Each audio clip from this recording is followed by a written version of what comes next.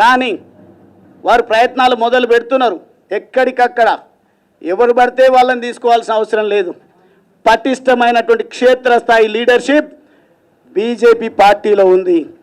ఎవరైతే దేశం కోసం, జాతి కోసం, పేద అణగారిన వర్గాల కోసం, దేశ రక్షణ కోసం మాట్లాడతారో వాళ్లకు ఆ సోయి ఉంటుందో అటువంటి వాళ్ళనే తీసుకుందామనే ఒక ప్రణాళిక పెద్దలు రామచంద్రరావు గారి నేతృత్వంలో పార్టీ మొత్తం కూడా చేస్తున్న విషయం నాకు తెలిసి నేను నిర్ణయం తీసుకోవడం జరిగింది.